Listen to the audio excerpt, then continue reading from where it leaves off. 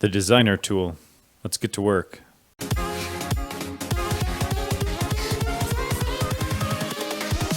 Here we go.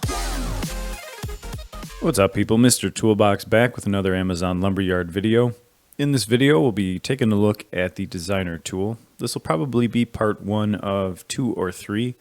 The designer tool is really dense. There's a lot to it, and I want to make sure we do it justice.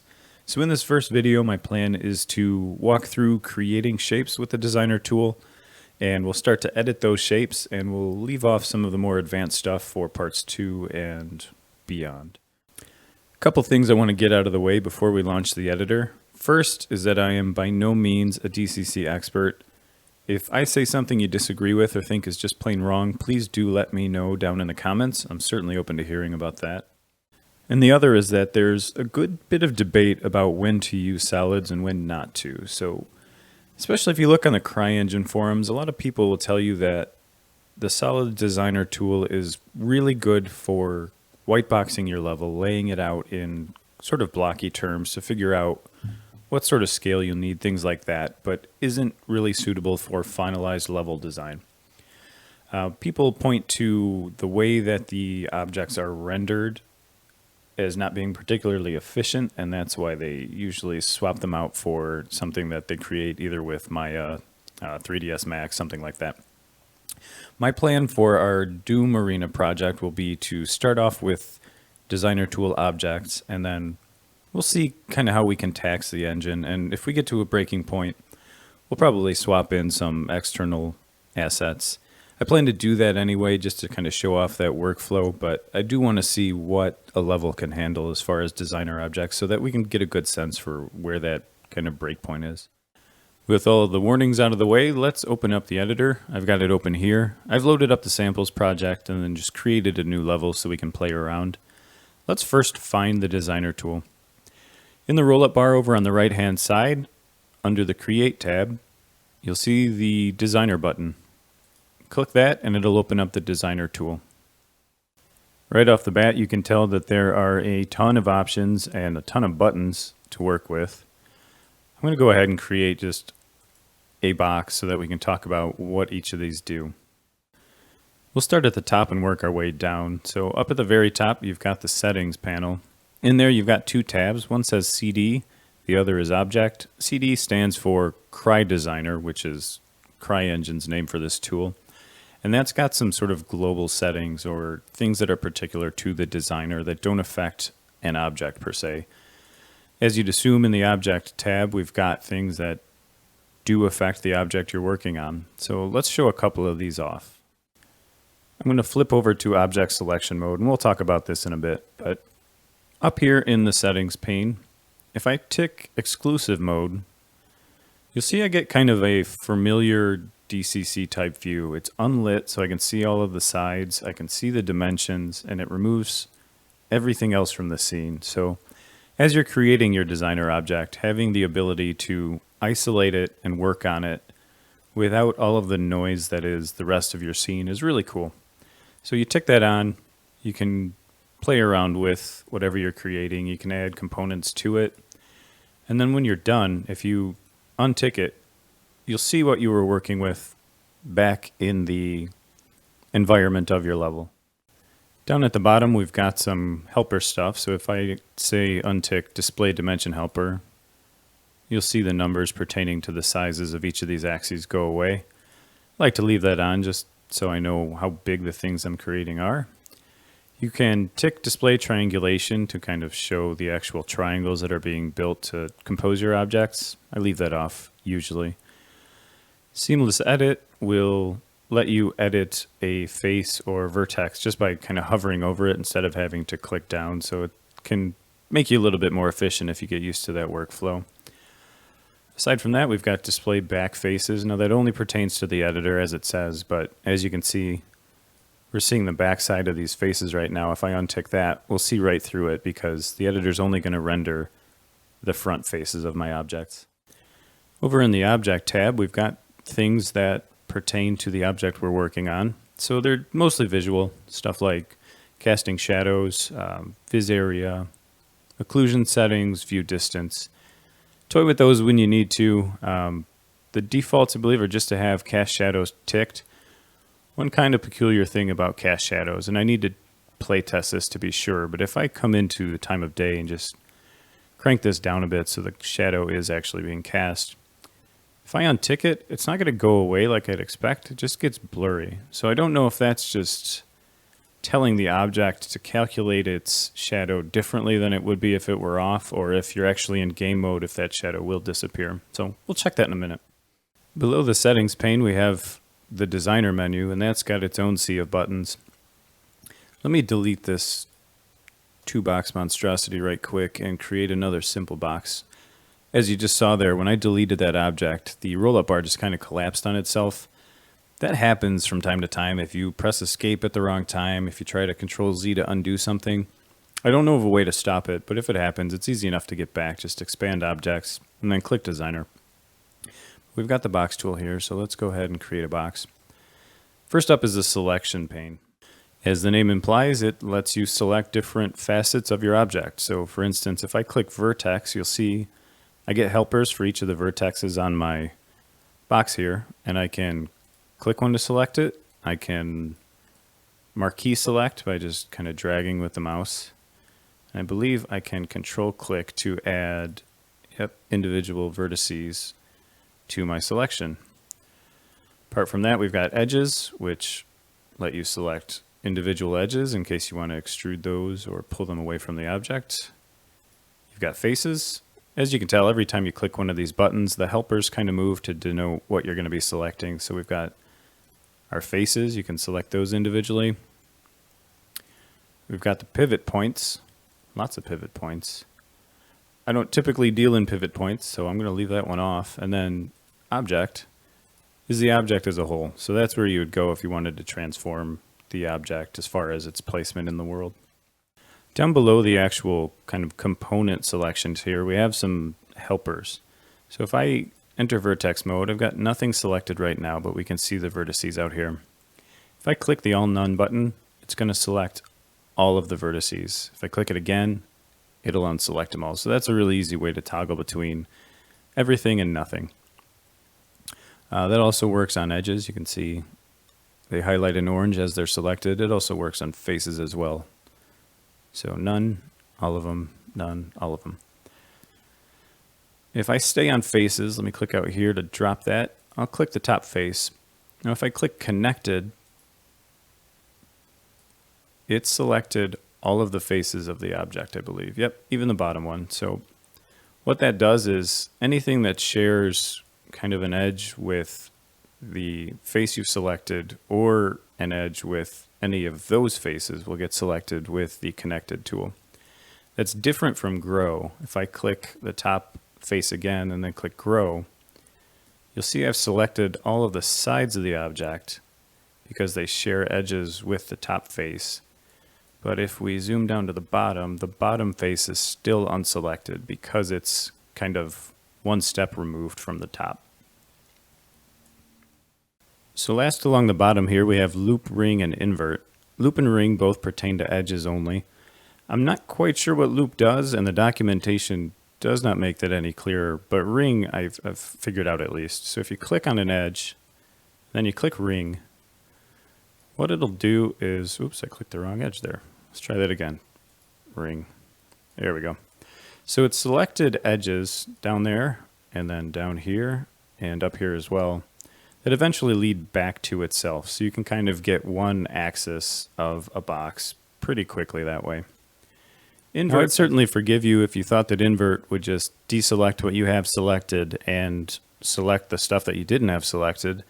And that's generally the case with one major gotcha. It only works on faces. So if I click face here, let's click off, just make sure nothing's selected, and then we'll click the top of our box. You see it's orange, it's the only one selected, all the rest are blue. If I click invert, there it works just fine. Like I said though, if I click an edge and then I click invert, it's not going to do what I expect it to because it's selected all of the faces. So just remember, invert only works with face selection. So that's the selection pane conquered. Moving down below that, we'll see this tabbed monstrosity. Now it's a tabbed area with a bunch of buttons per tab. We'll cover the buttons as we go, but let's start with just the names of the tabs and kind of an overview of what they do. You start with SH, stands for shapes. It lets you actually create shapes out in the world. Next to that we have ED, stands for edit, and this lets you change particular components or subsets of your object. So for instance, if I grabbed two vertices on my box out here, I could weld them together, which would essentially fuse them into one. Now that's editing components, which is slightly different than MO. MO stands for modify, which to my mind sounds like the same thing, but I like to think of the modify tab as a more atomic editor. So that's going to make larger edits to your shape, kind of as a whole. So that's the distinction, at least I make in my mind. Next to MO, we have SU, stands for surface. It has UV mapping and smoothing for textures on the surface of your objects. And then last is MI, stands for miscellaneous. It's got things like export, resetting transforms, grid stuff, and then if you click shortcuts over here, you'll actually see yet more stuff you can configure, and that's keyboard shortcuts to most of what the designer tool can do. So if you get really deep into it, you can go ahead and configure those, or you can just take a look and see what they have already configured to kind of help your workflow. As I said up front, that's a lot to get through, so for the rest of today, we'll just take a look at the shape and the edit tabs. We'll leave off the rest for next time. So back in the SH tab, we've got buttons for box, sphere, cylinder, cone, yada, yada, yada. There's some 3D stuff in here. There's also some 2D objects. So we'll place a couple of each. I'll kind of go through how that works. So if I tick box, you'll see I get another pane down here. It's got some settings I can change as I get started. That's true of each of these. So you can select your radius, your subdivision count for spheres. You can generally set a lot of the parameters that make your mouse work kind of redundant, but let's start with a box. We'll just go ahead and place one. With the box, what you want to do is put your mouse where you want to start the box, and you're going to left click and drag across the area to set the base of the box. When you let go, that's going to be set in stone, and then as you move your mouse up and down, what you'll be doing is setting the height for that box. So that'll keep going until you left click, and when you left click this last time, your box is made. So again, that's click and drag, let go, and then click again. Each of these tools has a slightly different way of how you place the objects. So if we jump over to sphere, what we do with the sphere is we just click on a point in the viewport, and then as we move our mouse, either left to right or up to down, it's changing the diameter of the sphere and making it grow kind of out of the ground. If you were to place this on top of another designer object, it would grow from there. But we're not setting kind of the diameter and then the height independently. That's all at once. So one left click, we drag till we find a size we like, and we left click again to set the sphere. Cylinder and cone are kind of the same thing. They're a hybrid between how you place a box and how you place a sphere. So let's start with cylinder. What I need to do is find a place for it. I'm just going to click, and then as I move the mouse, I'm setting the diameter of the base for that cylinder. So that looks about good. I'll click again to set that, and then I'm now in kind of the vertical set mode. So I'll set the height to here-ish, then click one more time to set the height of the cylinder. Cone's very much the same thing. If we click that, click once to start setting the base, click again to set it, and then you adjust your height before you click one last time to set it in place. So those are kind of a combination of how you set a box and how you set a sphere. I'm going to skip the next four for a moment because they're 2D objects. And then I'm going to move on to the stair. Stair is really cool. As you can see down here in the parameters, you can determine the rise of the steps, the rotation, stuff like that. But if we left click and drag out in the viewport and let go, we'll set the base of our stairs. And then as we move the mouse up and down, we're actually kind of changing the height of the stairwell. So if I click again, that stairs is now placed. And you can see we created some pretty complex stairs without having to layer boxes on top of boxes on top of boxes. So as we go through whiteboxing our level, that's a great time saver. I'll quickly show off how step rise works. It's set to 0.33, so let's change it to 1. And then I'm going to create a new set of stairs right here. As you can tell, let me move the view over here so we can see it a little bit better. These stairs are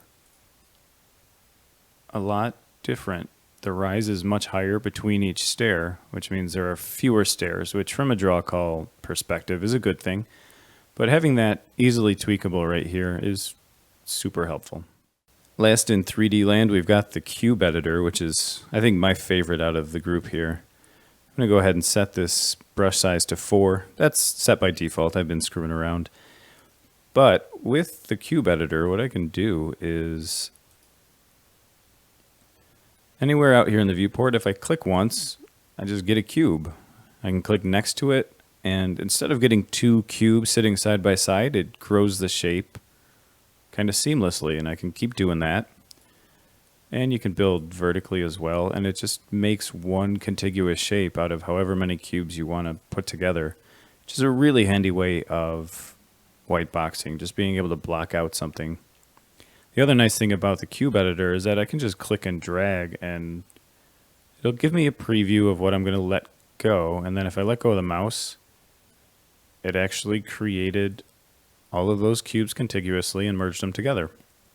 There is, as you can see down here, a merge sides checkbox. We can tick that, untick it. Now, if it's unticked, you will create individual cubes next to each other, which you could want to do at some point, but I think its real power is when merge sides is enabled, because it then makes really seamless faces for your objects, and you can create your hallways or your walls with that with real ease. Add is ticked by default. If you click remove, it'll do what you expect it to. You can click an individual cube to remove it from the scene, or you can left click and kind of paint over some cubes, and you'll see they change color as they get selected, and then when I let go, they all disappear. So you can kind of be liberal with your cube smattering and then just go in with remove and clean it up after the fact. We skipped the 2D stuff, so let's take a look now. Let me find a decent place to pop all this stuff down. We'll kind of go back by our shape farm. First, we've got rectangle. It's what you'd expect. You just left click and drag to set the bounds of the rectangle, and then let go, and you've got a rectangle, a 2D object on the floor. Same with disk. It's just essentially a base of your cylinder or your cone. It operates the same way. You just click once, set the radius, and then click again, and it's there. 2D shapes can be useful for detail, or if you want to kind of start mutilating their vertices to make them into something sort of 3D, you can also do that. I'm going to leave off the one-dimensional stuff, the line and the curve, because my brain sort of melts down when I get down below 2 dimensions. One last thing I want to call out about the kind of circular objects is that each of them has a subdivision count down in the parameters, and that's pretty important. So let's fly over here. I'm going to take this subdivision count, knock it down to 3, and then create a sphere. And as you'll see, it is really strange looking, because it's only got 3 sides. It's essentially a triangle nightmare scape. We can then, on the inverse, set that way up. The editor will not be happy with you for doing it. It really does start to lag, but you can create some massively smooth shapes that way. That's going to be murder to render, so use it judiciously. It's set to 16, I believe, by default. And a sensible range would be in that kind of 16 to 20 range. That'll create something that looks like a sphere, and with a material and texture on it could pass for a sphere. But the same thing holds true for cylinders and I believe for cones as well. So you can toy around with this number based on what performance you're after, stuff like that, to make objects that look either more natural or less natural or more perfect, depending on what kind of material you're going to apply to them. Before we go ahead and nuke all these objects, I want to call something out. If I jump into View, Open View Pane, and I open the Object Selector, I want you to note that designer objects have their own type. They are designer type objects. That means that they can't hold things like flow graph information and some other stuff. So do know that objects you create with the designer tool will be limited to sort of geometry type work. Don't expect to be able to add behavior to them, stuff like that. All right, let's get these objects out of the way. I'm going to close that up. Shoot my roll-up bar back down to a normal size. I'm going to jump into object mode. Zoom out a bit. I'm just going to marquee select all that stuff and press delete. I'll select that stuff as well and delete it. Okay, we've got a good scene here. I'm going to pop open the designer again. We'll just get a basic box to work with, and we'll start to take a look at the ED editor tool. The editor tab is usually used in conjunction with the selection panel above it. So if I click, for instance, on vertex, and let's zoom in a bit, I'm going to select these two vertices, and then I'm going to click weld down in the edit tab. What you'll see is that moved this vertex over to the second one and made them the same vertex. And what that did to the shape is bent it in. I've got a triangle up at the top now, and this side is doing its best to cope with what I've done to it. If I click face, and let's see, zoom over, I'll grab this face, and I click extrude. What I can then do is just grab that face and move it up, and kind of resize individual bits of this object at will. So I can resize that, make it look how I want to. I can even grab this kind of angled face and shove it off if I'm really trying to make something that is largely impossible. But that's a nice way to be able to grab a single face and to move it into kind of a new configuration. It won't really let you break the law too much. Faces still have to be connected by edges, things like that. But now I've created this terrifying shape by extruding the faces.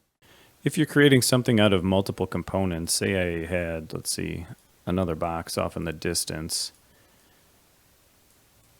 Heck, say I had a full row of boxes, maybe a city street, for instance. Right now, each of these are their own objects. We've got 19, 20, 21, this will be 18. If what I want to do is make them all kind of one cohesive unit that I can maybe rotate all at the same time, for instance, you can marquee select them, jump over to the edit tab, and just click merge. So now that's all one large object, and if I move to rotate, as you can see, I can rotate it as such, as one designer object. That's really handy. It's not the only way to create merged objects. There's one more I want to talk about real quick while we're in the mood.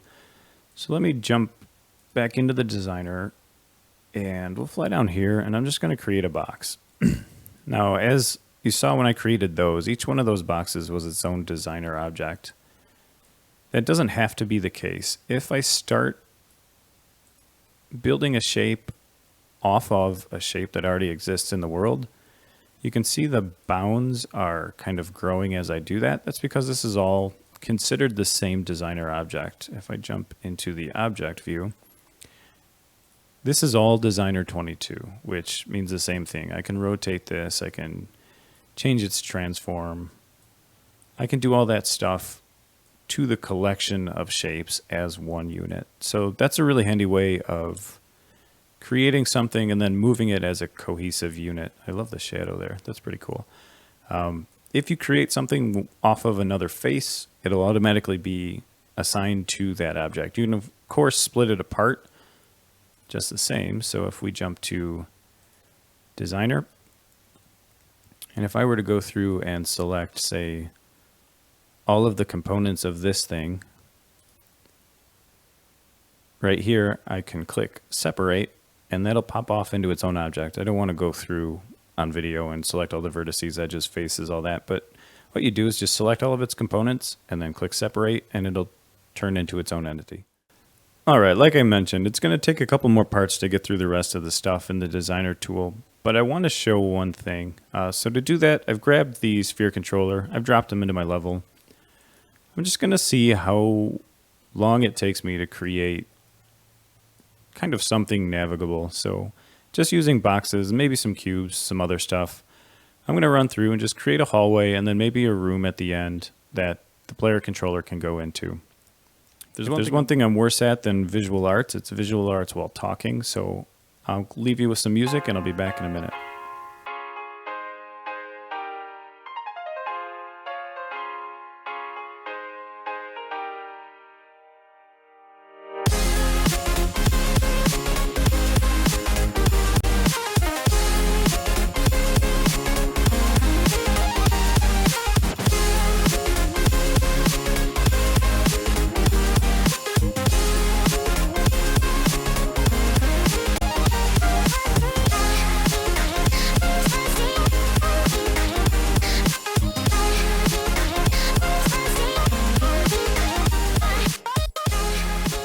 So there's my admittedly rough shanty. It took me about 4 minutes to get through, just kind of experimenting. I know it's really, really dreadful, but it was easy to put together. I had a couple times where I had over-dragged or something, but as you can see, if you go back in and kind of fill in a gap in a wall, it'll merge together into one object. It's really nice. If I press Ctrl-G, click on the viewport first, press Ctrl-G, I can drive through this level that I just made.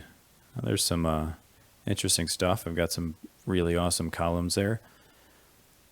But with 4 minutes worth of effort, if I laid out kind of what I thought my hallway and the room at the end of it should look like, I can get a sense for the scale in a rudimentary playtest. And from there, I can then go on and make edits, make refinements. But it's only been 4 minutes. I really haven't spent a whole lot of time, and I have something that's testable and I can kind of experience to see what needs to be changed. This hallway, for instance, it could be shorter. The ceilings don't have to be 15. It can probably ratchet those down to 10 maybe for the hallway, and then that'll make this room feel more expansive.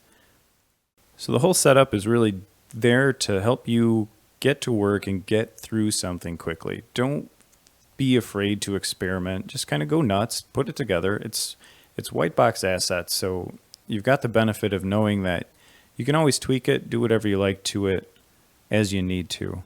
But don't be afraid to just kind of lay it out and start testing. As you test, you'll get better ideas. You'll be able to refine the ideas that you have. It's a really nice way to just get to work, get something down so you're making some progress and kind of getting the creativity flowing. All right, that'll do it for now. Like I said, this is going to take a couple more parts, so we'll get to those. I'm going to drop an annotation on screen now. I'll also put this down in the description of the video. Links to the Lumberyard documentation on the designer tool. Their documentation on this topic's pretty good, actually, so I'd recommend taking a look there. I'll also link to the CryEngine documentation. At least as far as 1.5 goes, the things in the CryEngine documentation still generally apply. And that's a nice secondary source for information. I expect much further down the line, maybe the CryEngine stuff won't be so important, but it's nice to have two sources of info, so I'll drop those both on screen and the description. So any feedback you got, drop it down in the comments for me. Let me know if this was helpful or terrible or somewhere in between. If there's anything you'd like to see, again, drop it in the comments. And don't forget to subscribe. Thanks a lot.